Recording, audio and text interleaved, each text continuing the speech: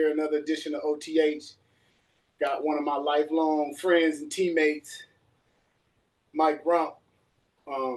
It's very important for me to actually have you. I have you as one of the first persons that I'm going to sit down for the University of Miami. The way that I look at it is, if there's anybody that bridges the gap, right, between our teams and the greatness and what's currently going on in the program, I think that you are most fitting in that situation. That's really why I've asked you to come sit down and chop it up with me, man. Yeah. And I really appreciate it. Thanks for having me, man. You know, I'm the old head, but I'm with the new heads right now. So whether you're talking about alumni, you talking about what happened in the past, or you talking about what's coming now, what's going on now, or what's going on in the future, I've seen a lot, man. So I'm glad to be here. It's an honor. You know, we brothers, you know what I'm saying? Did a lot together, and this is the next step. This is it. And can't dance away from it, right? People always want to know, you know, the first question I'll ask you and start you with is, you know, what is the difference right now of the culture from the guys that are currently in the program versus what we had? And not trying to ask this question in a negative or bad way, right? I think a lot of times our fan base get caught up in that era and they don't understand that can never be replicated. It's a different type of mindset of those guys, those individuals. Like, you know, we were men that were molded and built out of blocks with recruiting restrictions, you know, guys having to play young. So when you see the E. Reeds, the Santanas later on in their career, they were hardened from really getting their ass kicked and getting beat down as young individuals. And so it's not, not trying to compare them in that situation, but just tell us the new dynamics, the new culture, just in general, because I do feel like there is a different version and a new version of the youth. Yeah, 100%. I always tell the current players, it'll never be what we had back then. And I'm not saying that in a bad way, but times have changed so much. It's 2 decades that passed by. And I think, like you said, when I came to UM the season prior, 97, it was a 5-7 team coming off a probationary period. So my class was the first class that got a full amount of scholarships. So like to your point, we had to play early. And it wasn't we were playing early because we got NIL. It's like we had to play early because we didn't have enough guys. So we got thrown into the fire, and some of us rose to the top, and some of us during the through that stuff we've been through. And then the big transition I would say is in those 2 decades is the social media. Mm-hmm. And what that portrays is like, you know, back then we were 100% doing it for each other. Yes. I got to make it to the league because I got to feed my family. But now a lot of the current players are making the money that we made in the NFL. They're making it at the college level. And they don't have that pressure, like, I got to make it to the league, like kind of like we had back in those days. And you bring up social media, right? And again, don't want to sound like the old guy, get off my line. But I don't like it. I don't like it. It's very, very buddy-buddy. Remember, we hated them motherfuckers. We didn't even know them for no reason, right? Yes. Everybody was very, very proud about their team, about their homeboys. Now, is, you know, I look at it now similar to like the NBA and Summer League basketball where, you know, it's hard to really go head hunting for that cat, really to put him to sleep. Yes. Right? He was on your squad next year. He was on your team last year. Yeah. Right? And I actually ended up getting a taste of that when I got to the NFL as well. Because when I first got there, what was big offensive tackle from Kansas City? I remember we was at a goal line stands and it was a TV timeout, and I remember seeing John Lynch in their huddle talking, "Hey, how's the kids? How's Karen? How's whatever?" And big tackle from Kansas City was like, "Miami, what's up, baby?"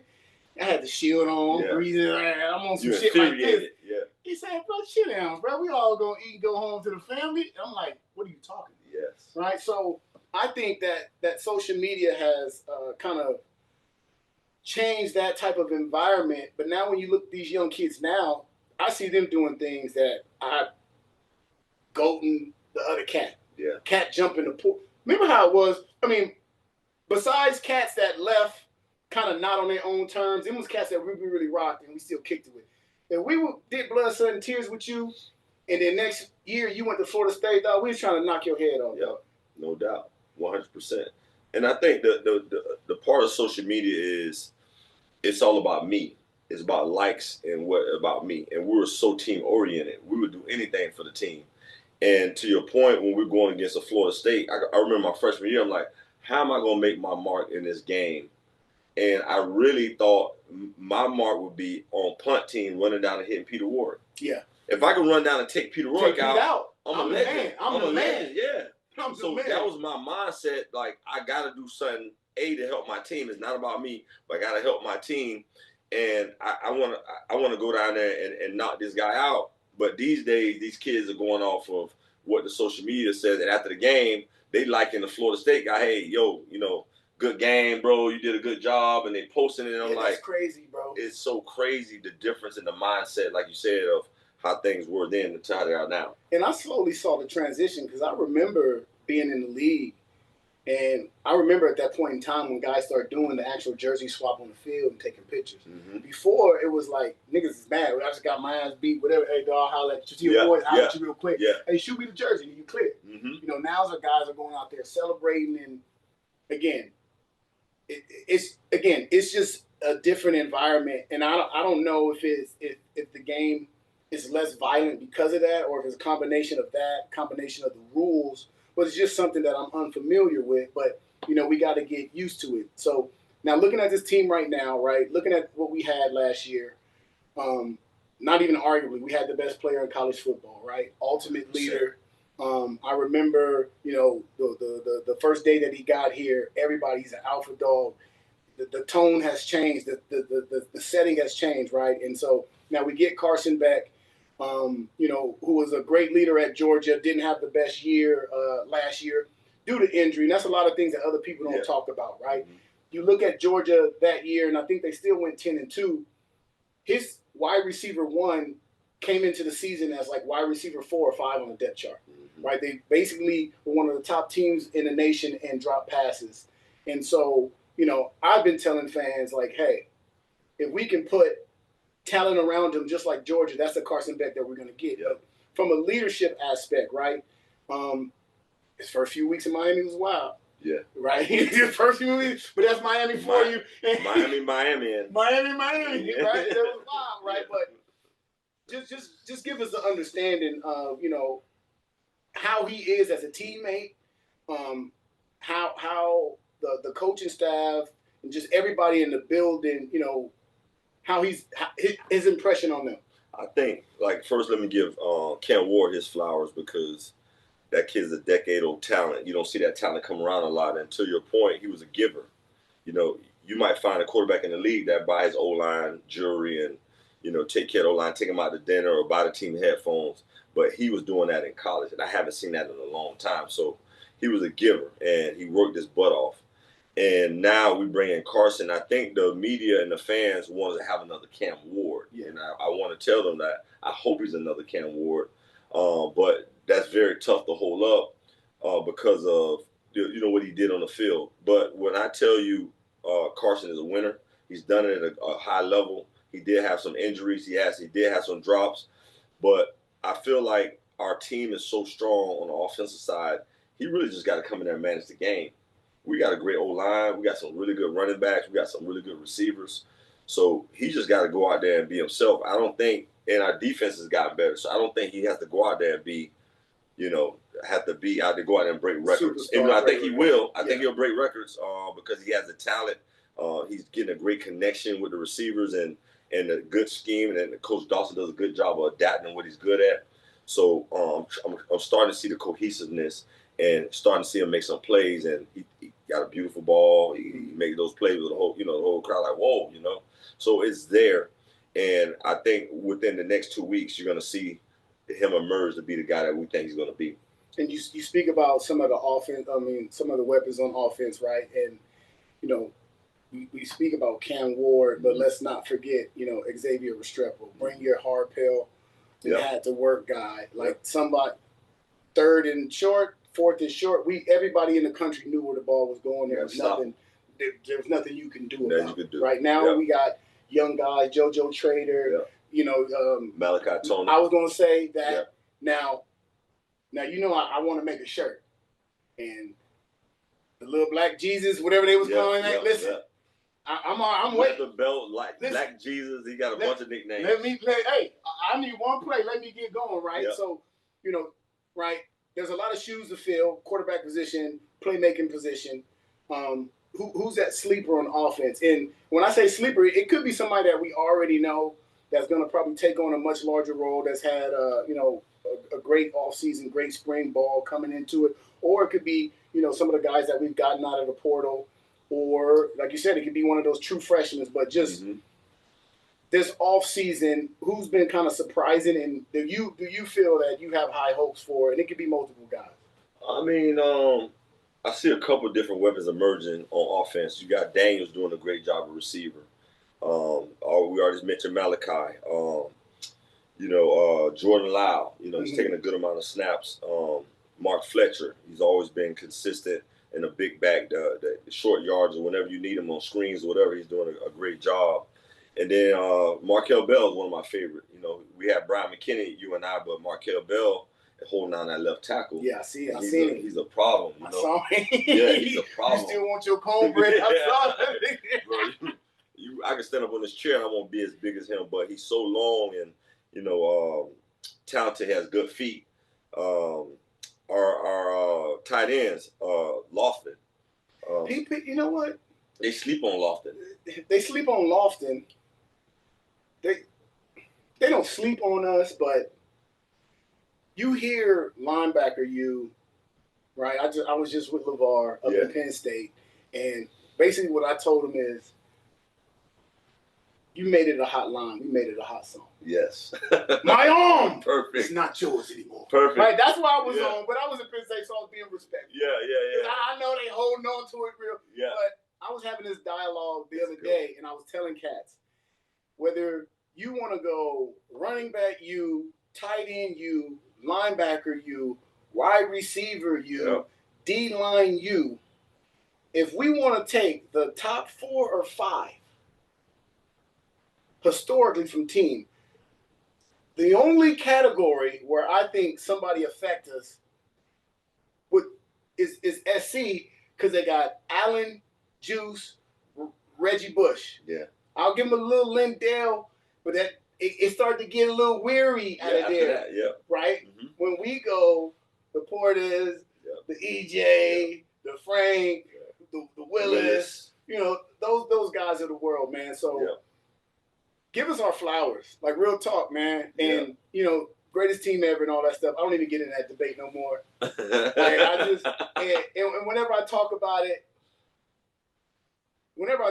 cats are like, but you talking about shit in the league. I'm like, well, yeah, because a lot of these teams, it was a stalemate, but whatever, but we were so great. You really couldn't see our greatness in college. Until we got to the league. Dog, we push it. There's plays, we pushing each other down to get to a tackle. Like, it was shit in the linebacker room where we really was. Got him. Right, get a tackle. Bro. Right, like, if you look at Dre's numbers, it was nothing through the roof. Winslow's numbers, but the NFL saw that talent, and unlike a lot of guys from a lot of other schools, when we got into the NFL from day one, we took over, dominated, became some of the greatest players ever. And so my mic drop on that 2001 situation is there was 4 Hall of Famers on that team. Mm-hmm. So until somebody else can start to have that type of conversation, I'm done talking. I mean, sit back. 4 corners went first round on that team. It's crazy. I'm sitting here. It's myself and Buchanan. And behind me, you got Antrell Roll and Kelly Jennings behind Phil. Yeah. I broke my thumb tackling the Clint one day. I hit it. I didn't want nobody to know because I knew if I took a play off, Antrell was going to take my spot. Yeah. So I went to the Uribe Doctors Hospital, got me a cast that night, came back with a cast the next day, played the whole year with a cast on because I knew that guy was behind me. And to your point, like, the competition is so crazy. People don't understand this, but a lot of the competition we had as a team was between us. Like, it's not like we compete with another team. It's like I'm in a league with the 49 and Frank Gore sitting there with me and we watching Clint Portis at a 1 o'clock game. He like, damn, Clint got 120 yards. I got to get 140. Yeah. Bro, you still competing with Clint Portis. We're not even in college no more. Still compete. Oh, I got to get 140 this game. We play at 4 o'clock. I got to get 140. Yeah. Or like McDougal said, him and Ed bumped when they first got to UM. And Ed told him, you ain't going to play. You're not that good. He said every play he made, he said you saw him point in the game. Yeah. You were pointing at Ed in the game. He like, hey, I told you I'm that guy. You know what I'm saying? So it wasn't like that we was like competing against the competition. We was competing with each other within the game, and that's like a whole nother beast right there. That's how competitive we were. And like I like to give an example is it's like we competed like your brother. Like you live in the same household as your brother. You never wanted him to win. You never wanted him to have something over you. Yeah. We went all the way to the edge, almost, but like if my brother went down, I wouldn't kick him in the face. Yeah. But like we went and took it there. It went there. It went all the time. Hey, especially some of the stories that I heard when y'all first got in there, man. Bro. Hey, look. When I came in, I heard all the stuff. I was with it, so I ain't gonna lie. Like I love this shit, right? Hold on, look. I love the football, the hazing, the brother, all that shit. Sign me up. I love that shit. So when I came in, cats thought, I might have been high and mighty and felt the way about myself. Truth be told, the reason that I came to University of Miami is because I didn't want to be the strongest link in the chain, right? And I remember we play hoop, during the summertime, and I remember one time Reed was on a team. Imagine this team. It was Reed, Sways, and like CJ. And Reed said, if I'm the weakest link on the team, we got a hell of a team. And that was my mindset. So when I came, when I came, I was always the big dog. Yeah. So I came for all that shit. What about me? Yeah. Make me dance. Yeah. Who gonna cut my hair? Take an eyebrow. Bro, I was always bald headed. I had to let my shit grow to get it cut. I want it. Who gonna cut me up? Who gonna jab me up? Right. So that's interesting. Your perception is different. Yeah, I came in. Wow. I came in wanting it, loving it, carrying the pads. I wanted to do all of that shit. The reason being is, my high school, De La Salle, we were very, very, very traditional about how we ran and how we did things. Yeah. Right? And so we kind of had that hierarchy of seniority way, way back then. Yeah. And so a lot of times I was always at the top of the totem pole. Mm-hmm. And you want to be at the bottom. Yeah, I wanted to build myself up and grunt. And boy, when I came here, I'm not going to lie. Come on, let me make sure this is on. I'm not going to lie. Y'all boys made me earn it. Bruh, so let me give you our perception of you. So already, John Madden said, the famous quote, DJ Williams can skip college and go straight to the league. So already you're the number one player in the country. And Madden said that, so we start calling you Jesus. Hey, yo, when Jesus get here, we're going to fuck his ass up. We couldn't wait. It's like, you in jail, somebody comes to jail. Like, we can't wait for that motherfucker to get here. We're going to show his ass. So it was all like, let's show him what it's all about.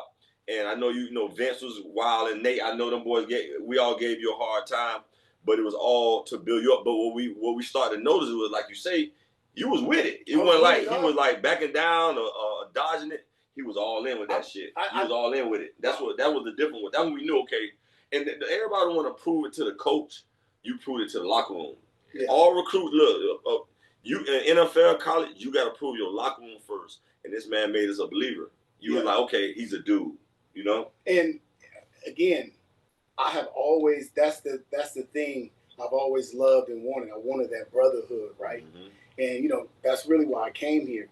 And it didn't bother me at all, dog. I actually liked it. I'll be honest. I was confused because I ain't know motherfuckers was not gonna like me that much. Was gonna like me that much. Hey, what Vince told you to lock a dog? Listen, man.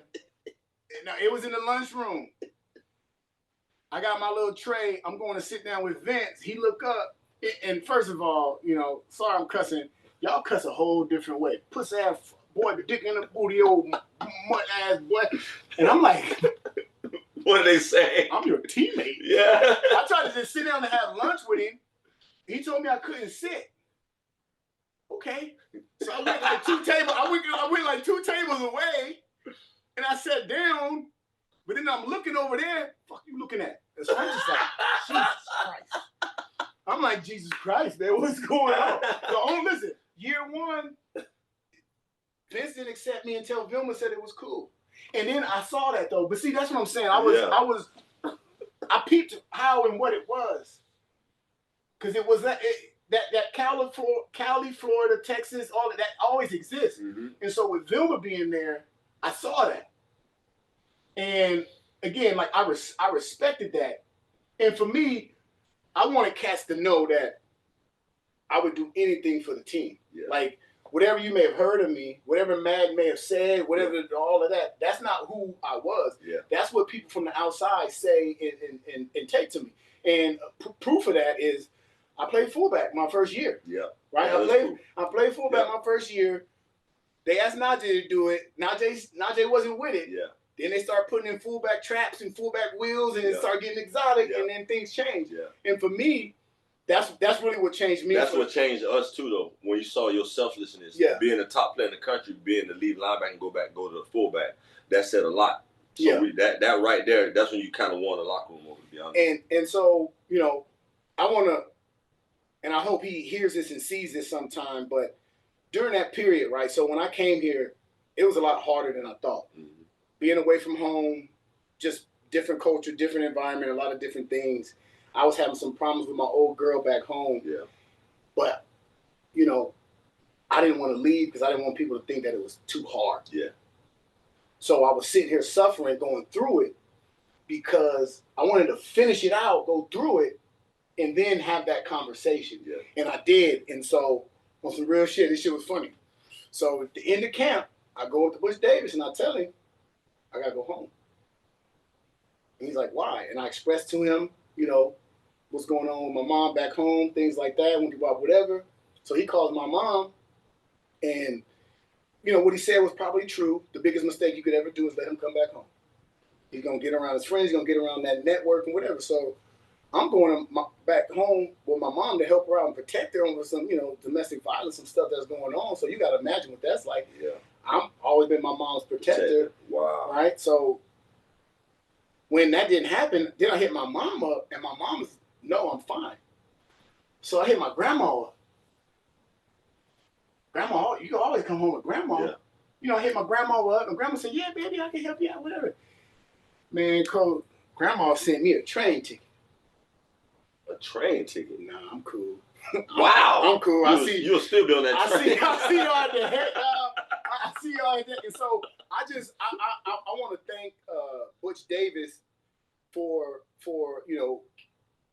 stirring me in the right direction and keeping that moment private for me, because I really went in there, and as a young man, I was very vulnerable. And again, it probably could have been taken the wrong way, and it probably could have, been held against me in my reputation. But I think that he saw and he understood, and I just always, wanted to thank him for doing that for me, because once he found out what I was going through and how I was struggling, I'll say as a man, seeing a young man that might be able to make a huge mistake, and I won't even say that it was like a selfish situation, right? I just like the fact that he helped me out in that situation, and actually he steered other people in my family and gave them guidance in the right way. Mm-hmm. Yeah. No, you did a good job, man. And, when I first got there, so first off, I came to Miami because I thought I was better than Ed Reed. Ooh. Yeah. So I'm catching the tri-rail from Palm Beach down to the Metro Rail, coming through the city all the way down, getting dropped out right at you, and walking to practice in '97. So I'm watching. He redshirted. Remember back then when you redshirted, okay? Yeah, you supposed to be, you're not that good, then you pigeon toes. Yeah, that's what I'm saying. They had to get the toes out. Look. He came in as a true freshman. At the red such a year, he was here. Right? Get him now. He wasn't quite there yet. So I go back to the crib. I'm like, yo, I'm about to start it to you. You know what I'm saying? Probationary period. So, they playing freshmen. Reggie was starting. Santana and Darryl Jones. So I'm like, okay, they playing freshmen. I'm close to home. Yeah. I'm the number 2 safety in the nation. I'm going to beat this dude out. So I told Ethnic Sands at an All-Star game. Ethnic told Delvin Brown, I'm guessing this would happen. And Delvin was opposite Ed at the time. Mm-hmm. They was roommates, right? They was roommates. So my first day at UM, as a freshman, I walk on campus, Ed Reed, like, oh, you that freshman talking shit, saying you're better than me. So I got the Vince Will Ford treatment. Ed and them, I come sit at the cab. Them boys get up and leave when I get there. When you walk through the hall, like, what's up, Ed? He's like, and they like, damn, why he acting like that? Like, we really didn't vibe. And remember, I started by week 5 and 6. I had some starts under my belt. And on the field, we got along because it was ball. But outside of the field, we couldn't stand each other. And then it happened we all did track. At least 22 of us did track. That was the thing. So we go to Syracuse. Everybody first time seeing snow. We're in the Big East for track, and me and Howard Clark, another linebacker. And back then, Rich Davis, he got track guys or wrestlers. Yeah. I was a track guy. My boy Howard was a wrestler. So I'm like, okay, Howard, let's jump him. Let's jump Ed when he get off the bus. So we out there in the snow in Syracuse. You know, they used to snow. Yeah. We're not. So he get off the bus. We jump. We out there wrestling in the snow. And ever since that day, me and him been like this. Me and Ed, we've been the best of friends. But my start off, like, I think I'm better than people. Mm-hmm. That's where I'm from Boynton, and that's why I feel like I thought I was better than him. And then who knew the dude was going to be a Hall of Famer? Mm-hmm. But Ed knows the story. I've told him it. But I thought, and then the first day I got to UM, they moved me from safety to corner. Mm-hmm. So I never got a chance to play safety at the U. I was always a corner since day one. I thought it was a great challenge, so I did it. But that's how I started out. And we're going to just jump around. Speaking about that, do you think that was the right decision, right? 6'2", long, rangy, or do you feel that corner was really your natural true position, right? Let's talk about your NFL career. Wow. Nobody's ever asked me that question, DJ. Nobody's ever asked me that situation. I mean, like looking back on hindsight,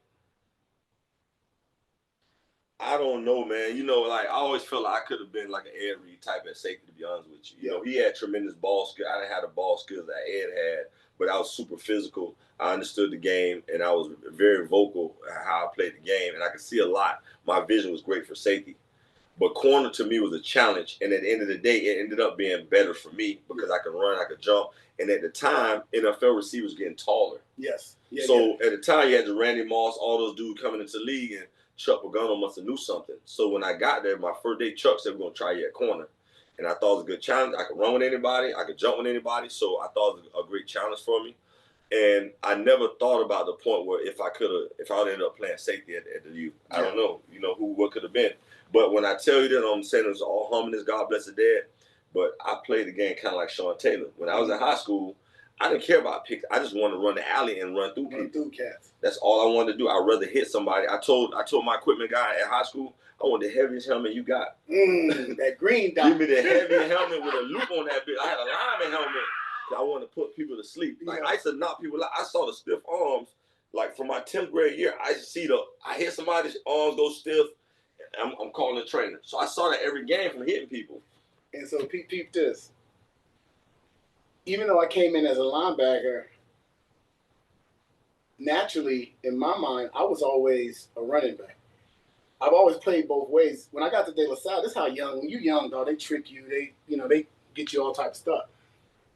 They say, hey, we'll let you start at running back and you play linebacker too. Deal. I did. Didn't even Smart know I coach. got right. Yeah. So for you young men out there, right? Yeah. Here's the difference between going to good private schools, playing Pop Warner or Optimist that got grass that don't. I was taught how to tackle properly. Head on the side of the ball, shoulder here, same shoulder, boom, boom, boom, right? Bring your hips, Bring your hips, but here and all of this shit. As I got here, I'm looking at Vilma, who when I first met Vilma, I said, that's a nice high running back, right? Yeah. Bah! Running through cats, hitting people. The only part of his body that hit. Bah! That's it. No rap. Bah! Bah! Right? Hitting. And so I'm like, oh, shit.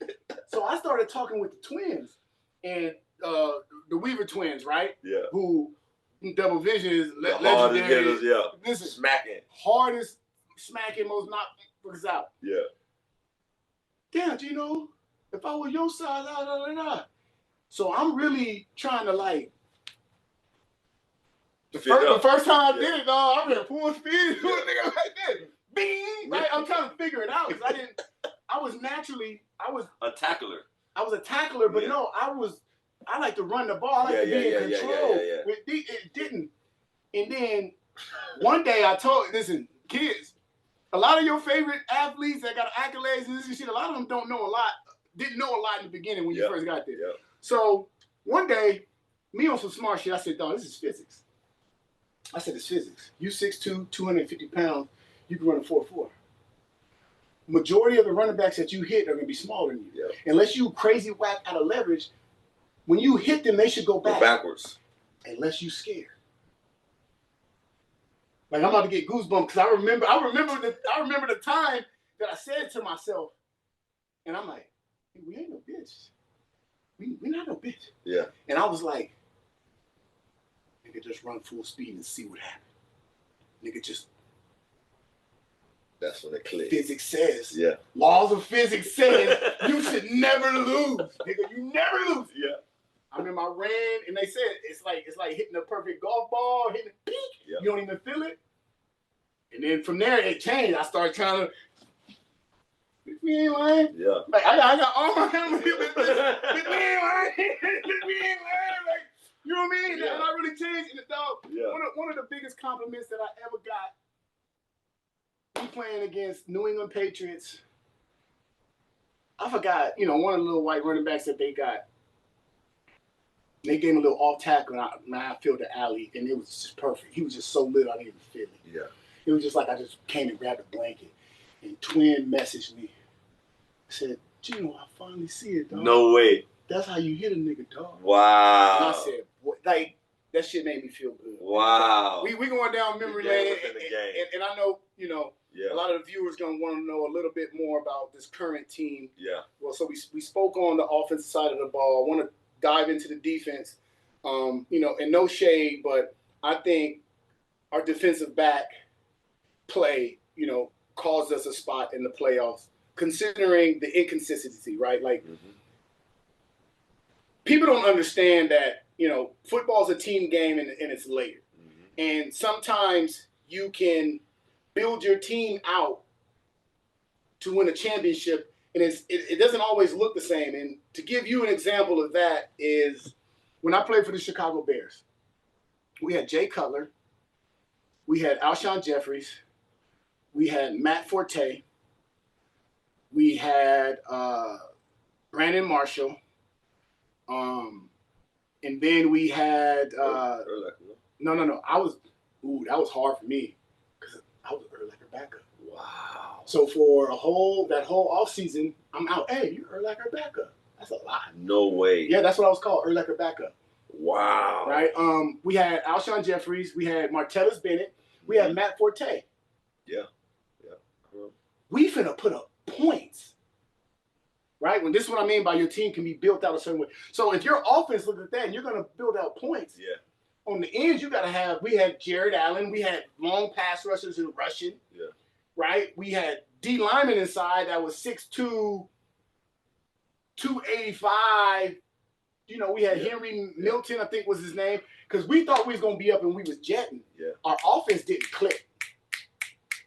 So we had a bunch of pass rush, lightweight guys, and niggas was pounding. Right? They didn't have to pass. People were pounding us. And so when I look at the team last year, and you saw the high-powered offense that we had, again, I don't think that the defensive backs were prepared and ready and had a real understanding, because if they really had that mindset of it's gonna be pass heavy, because we're gonna have a lead and keep everything in front of us. Tackle. That's it, right? Yeah. Don't care about the numbers. Don't care about the receptions and all of that. They can end the game with 300 yards, whatever. But if we keep guys in front of us and tackle us, we're gonna put up 42, 48 points. Yeah. I mean, it was a combination of things, but I can tell you, to go really deep into it, think about this. So we just got a new rule where each Power 5 gets, get to $20 million. So now we can have 105 scholarships. Last year and in the past, it's always been 85 scholarships, about 45 walk-ons or whatever. So now, going into that game, we only had 85 scholarships, and we were down with DBs. And I'm not blaming that. All I'm saying is that we had kids that opted out. Some kids didn't want to play in the bowl game, which was before the playoff situation. But we had a bunch of injuries, and just the depth on the depth side. I think we started about 7 to 8 corners. By the end of the year, we had 2. So I was kind of nervous about going into the playoffs with only 2 corners, right? Of course. You about to. I don't want to go on team and get smashed either. On teams, you stack O-line and corners. Yep. That's going to be the most positions on your roster. Yep. I You feel can like never have too many of those. I feel like we'd have limped into the playoffs, and I wish we'd have made it, but I just felt like we'd have limped into it, and our depth was a key showing of that. Now, as far as scheme, I'm not getting into the scheme. I love Guidry, and I love Heatherman now that he's here, but you know, there was some game we could have kept some stuff in front of us, to your point, you know, instead of, you know, doing what we did. But I think the biggest hurt was depth. And if you think about it now, DJ, there's 17 games to play. To go into the championship in college football, you got to play 17 games, like the NFL. That's long. How long is the NFL season? Your rookie year, right? Like when you like by week 12, you're like, damn, I'm kind of tired of football. Mm-hmm. So think about that. You got 17 games, but now instead of just having 85 scholarships and having to depend on the walk-on going into the playoffs, you can actually have a third-string kid you've been bringing up, getting ready to play in the playoffs for you. So now with that new 105, we're gonna have a lot more depth, and we can play 17 games now because the game, like I said, it's a long season. But yeah, you know, defense now. So to move over to what we have now, we got some really good DB. We got some good corners, safety. We got depth at D-line. Our linebackers are stacked. So we've seen our defense go from kind of being, you know, the weak link to coming up and being a really strong point and really playing Hurricane football. My number one thing that I like the most is Heatherman has a knack for creating turnovers, kid, and making the defense run to the ball. And if you know about, you know, how we were, DJ, we were turnover oriented, and we all ran to the ball. You know, we were very physical. We wasn't going to back down. And I see traces of that throughout the entirety of camp, of guys running to the ball like a bat out of hell. If you ain't going to do anything, you're going to run to the ball, and you're going to try to get the ball out. And I think that is when it comes to, when you start looking at the X's and O's, to me, the effort, communication, and the tackling and taking the ball away proceed your X's and O's. You got those four things, it makes your X's and O's look so much better. Yeah. So the sleeper on defense, right? Like, you know, I know we got Bain back fully for a full season, right? Off of the injury. Who's that sleeper on defense? Who's that who's that guy that we are expecting a lot of plays from or been looking good this offseason? I mean, I'm gonna start with DB. Xavier Lucas, a local guy that went away, but he transferred back. He's making our defense look that much better. Federic, you're not gonna meet OJ Federic. You're not gonna meet a lot of corners that started from week one against the Gators in the Swamp and started the whole season. Did you start your first game as a Hurricane, right? So that shows you how tough that kid is. I think, you know, everybody knows Bain, but Akeem Mesidor is healthy now, which he was like Bain before he got hurt. Lightfoot is another defensive end that's been lighting shit up out of Chicago. Our D tackles with Moten, Scott on the inside. The interior, if you look at me, I'm a defensive guy. And if I was a D coordinator, I would focus in on D tackles and corners, like you said. Yeah. And I think we're very stout in those positions. Our safeties are very communicative, and they're really good tacklers. And they're taking leadership of the team, being more like quarterbacks. And then the linebacker room, we got depth, we got length, we got some guys that got some length on them. I seen that. I seen them young boys. They look different. Them young boys from Georgia. Yeah. And you know what I liked about them? And so here's my rule for people here. And I literally just said this earlier today is I'm not learning nobody's name until I'm forced to learn your name. That's it. That's how it should be. You got to earn to learn your name. That's the because we had a recruit. We had not a recruit, but we had a guy that came in 5 to 7 years ago, and everybody told me. What are you talking about? They told me from the West Coast. I don't even know where he's from. They told me no. They told me he was the next Bo Jackson. Oh, he's from Florida. I saw you talking. 6'1", 220-pound running back. I'm coming over here every day watching him. He never stepped on the field here. He never played anywhere else. I want my time back. So then I decided I'm not listening to 247 no more. Yeah. I'm not scouting report. Don't hype me up. I will know your name and I will find out when you pull. I'll tip my hat off to DJ Dallas. Yes. That was a young man and a young kid that made me learn who he was. Yep. By his play, by his practice, and at another point in time, I'm gonna go deep into him, man, because he deserves a lot of flowers. Yes, he does. Because I think out of the younger guys that have kind of came through, I think he had that old school dog in him. On our team, right? Yep. We talk about who could have played with us. Yep. DJ Dallas. He would have played with us, man. One thing about DJ is I wanted DJ to play corner, and I banged the table for them. And DJ Booty too big. DJ Booty too big. He came to camp. He had like 1 or 2 play. Like the kid don't play defense. If you practice, he'll be good at it. But to my point, he could probably play anywhere. Yeah. So DJ's a throwback, and he'd do whatever for the team. And he was one of the best recruiters we've ever had. Like, he'll get on the phone with any recruit. He's a big fan. Like, he's a diehard Hurricane in his heart. And that's why I respect the heck out of him. That's why that kid he's still playing in the league, having that success. And he's a special teamer. He's the type of guy, he'll come out there and score a touchdown, and then the next play he'll be on kickoff and run down and make the tackle on kickoff. He's just a football player. Yeah, football player. Yep. That's why I like DJ. And you just hit on him being a great recruiter, right? And again, you see the chats, you see things that's happening now, and again, it hasn't been a difference. People are trying to come down into that state of Miami and trying to take our guys, right? And we're missing out, and we're losing some type of guys. And there was a look for me. I thought something was a home run. It didn't end up being a home run, but dive deep into situations in recruiting, like when guys sign early and they're still juniors. Kind of go through that process and what that really means and what that really looks like. Well, nothing's a home run, DJ, like you said. And the thing is, when you get a guy committed, that's when the work really starts, because people start to come at them even harder. We're the same way. Like, they got to commit. We don't care about that. We're going to keep coming at that kid till he sign the paper.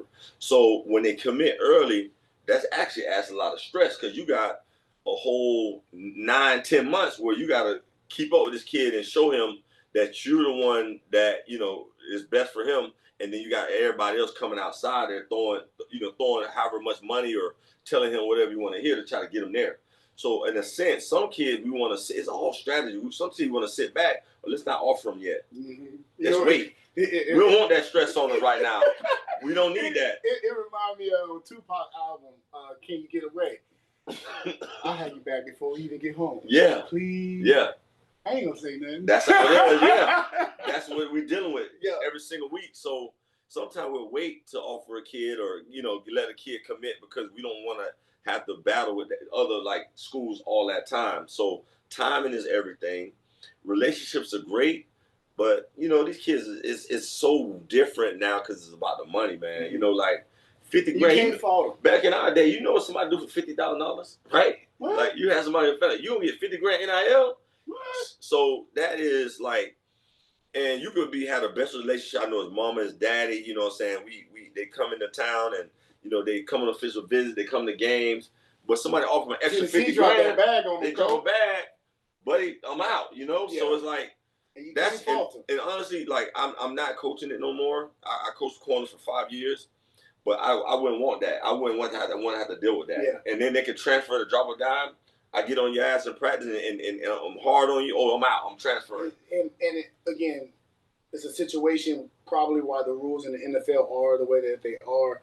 The players have all the power. Yes. And you're babysitting the fact that they're so young and immature. Yep. A lot of times they're not their word and they're not honoring that honor code. You can't fault them because they're young men. They're young men. They haven't developed that part of the brain. A lot of them is getting that. Yeah.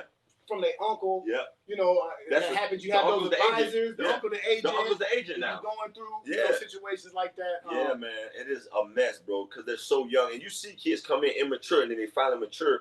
But when they come in, they're dealing with all that money, and they're dealing with all I'm that guy. Oh, coach got on me. I'm out. I'm transferring. Yeah. So whether it's transferring or money, it's a lot to deal with, and you got to be on your P's and Q's. And I want to give Coach Cristobal, his flowers, because one thing I can say that he does a good job of adapting to what the game is changing into. Mm-hmm. Like I said, the social media and how things have changed, he's adapted where we're able to contribute a good amount of NIL.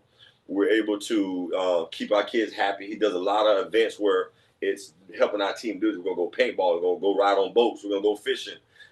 He does a good job of that. So I don't think people give him enough credit for what he does to keep up with the times, because the game is constantly evolving.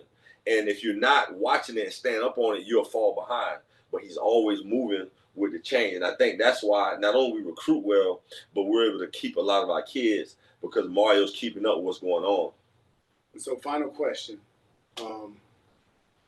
20 days from now, I believe it's 20 days to be exact. Not maybe 19. I don't know. I gotta go look at that Canes Instagram page. That'd be, Yeah, I think it's like 19, 18, yeah. Oh, so so then that mean they posting pictures of Mr. CT handing out CTE pills themselves. I never seen a dude that was 187 pounds that literally knocked everybody out. Yep. And he only knew how to knock everybody out. And got to the league on every team that he was. What you said, give me the heart. I think that it was. I think his helmet was, how niggas be stuffing their gloves and shit. I think that's what he did in there.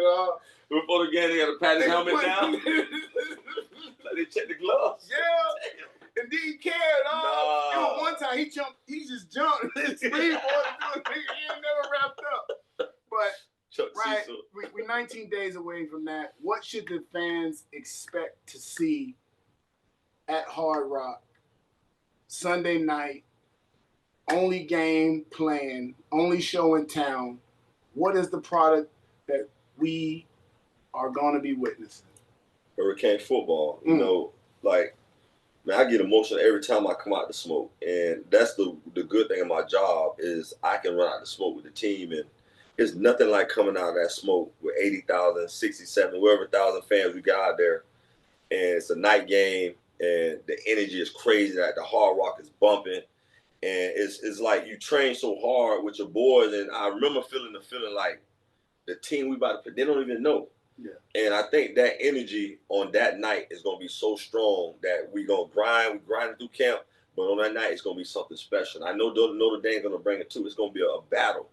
And I think it's going to be super epic because they've been down here in 2017, and it didn't go their way. Yeah. So they're going to come in here with that. But at the same time, we got bigger, stronger, and faster. We got a really good coaching staff, and our team is gelling really strongly. And I just think the Canes going to come out there and play Hurricane football. We both know what that means. Yeah. We use the word dominate a lot, and I never tell them to go back and use what we use because we did that. They can't do what we did. But I think the Canes going to play a whole nother level of football. I'm just so excited for the 4 years that Coach Cristobal's been here to see what kind of product we're about to put on the field. And when you just said they can't use what we use, I thought you was going to go down that road. Yeah. But hold on, here's what was crazy. So I had a conversation with Brady Quinn earlier today, and he started bringing up, I played with this guy named Eric Berry, and his motto was he used to say hit stick, bust stick. Yeah. And I said, what'd you say? Yeah. He said, Eric Berry used to tell me. I said, hold on. Don't say that. I said, that's a minor thing. He said, yeah. He said it casually. I said, we got to investigate and who's grandfathered him into that. Yeah. Because when I was with Denver, last story and we done. When I was with Denver, guys was like, break it down, what we going to say. What y'all used to say back in Miami? No. They said, what you used to say back in Miami? And I was like, I don't think So I was like, I forgot who I asked. I asked somebody of us that kind of, I said, I want to say one time the team break down. And they was like, all right, but you can only be the only nigga that ever say it. So I remember I said it. And like the O-line and everybody called like, hey, what y'all was doing, what y'all was saying over there. It's simple, dog, but it's violent, and it's like, to the point, it's ball. Right? You see what I'm saying? It's ball. What? Yeah. What? Like, that's it, man. But we used to tell the coaches to leave. Coach, hey, we're going to go inside. We're going to do this. We're going to do that. We're going to... Why I do my fingers like that when I tell my coach? Hey, all right, coach, give us a minute. Yeah, we like it out. Yeah. Coach Hogan had the best pep talks, dog. And we were playing somewhere cold. Hell, we like it cold. Next week we playing somewhere hot. Hey. Hell, we like it hot. Yeah. Hey, man, I appreciate your time, man. Thank you for chopping on, dog. Thank you, bro. Let's go. All love. Canes, baby. Yeah, that was good, dog. Hit stick, what? Talk shit, what?